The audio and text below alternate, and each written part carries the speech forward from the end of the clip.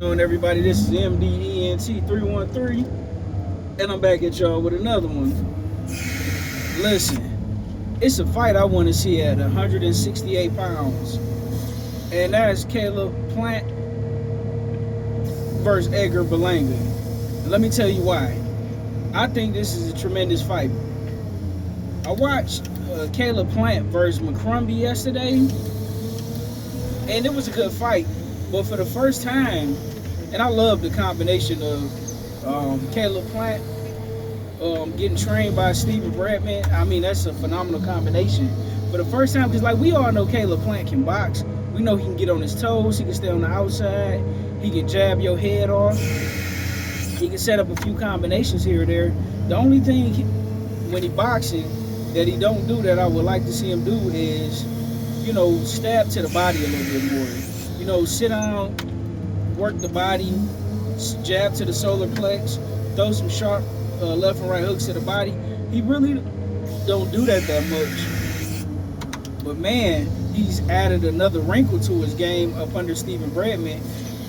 He's been walking guys down as of late, conserving his energy, and it seemed like since he's been doing that, and I don't know if it's the opponents that he's facing or if he's always had punching power, but since he's sitting down on his punches a lot more, he's really hurting guys and getting their respect. And I gotta credit CJ Goodfellow for saying this because I didn't even think about it until he said it. What CJ Goodfellow Sports TV said, go check him out if you get an opportunity.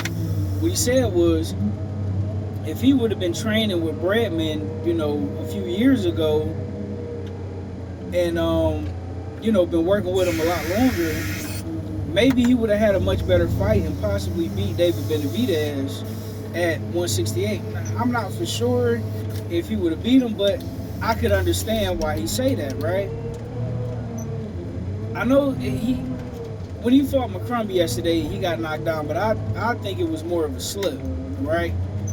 Now, they still had to credit it as a knockdown because as he was slipping, McCrumbie hit him, so, you technically got to count it as a knockdown. But he wasn't hurt or anything, but he got up and he beat the absolute brakes off McCrumbie yesterday. And it was entertaining.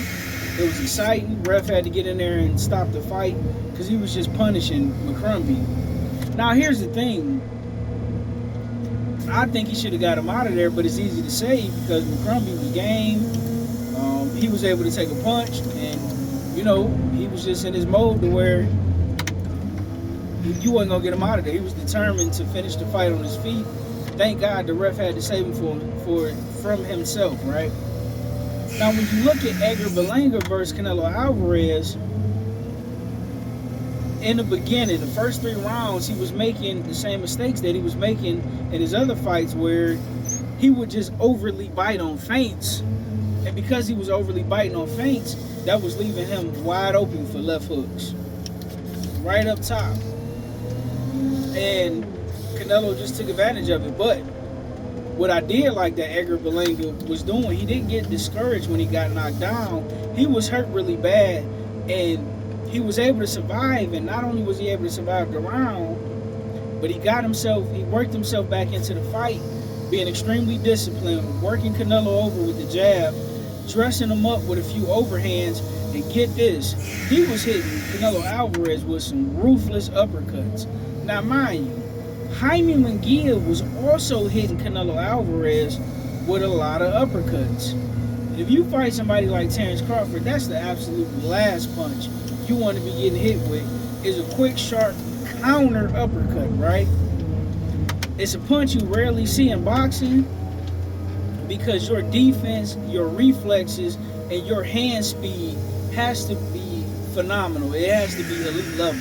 We seen, the last one I seen was Jamal Charlo catch Julian J. Rock Williams, who was ironically a Stephen Bradman fighter.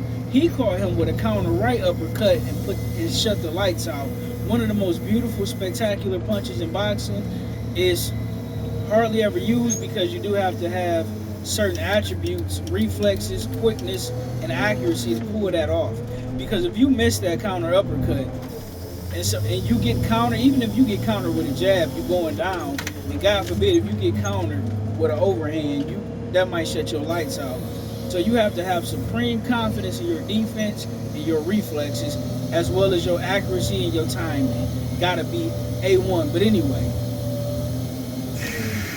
I would love to see Caleb Plant versus that version of Edgar Berlanga, because I think that fight would start off as a great boxing match, and by the middle of the fight, going to the back end of the fight, it'll end up being an absolute dog fight. And this fight, in my humble personal opinion, has the making of an all-time classic at 168 that we don't hardly get to see.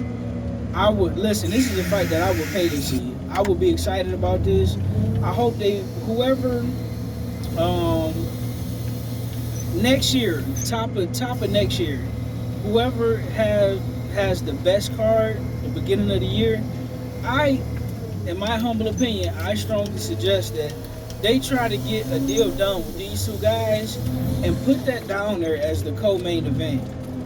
I mean, you got Caleb Plant, he's becoming a boxer puncher, but he leans more to the boxing side. And when it comes to Edgar Berlanga, he's a boxer puncher, but he's more of a puncher than a boxer. So he prefers to bang, but he can do a little bit of boxing. Whereas Caleb Plant, he's traditionally can do more boxing, but can bang if need be. And I think these two styles would mesh beautifully. I mean beautifully. They should consider the powers to be in boxing, should consider strongly making this fight. And I believe the winner of this fight should be headed right back into another title fight. In my personal opinion, I'm trying to think who else at 168. I don't know if Demetrius Andrade, I don't believe he announced his retirement. I wouldn't mind seeing Demetrius Andrade against either two of these guys. But I would prefer Caleb Plant versus Edgar Berlanga. I'm here for it. I think it got the making of what would be a classic. And I can see this fight playing out so many ways, man. I could see Berlanga catching him with the perfect punch and shutting the lights out. And I could see Caleb Plant, stopping Edgar Berlanga late due to accumulation.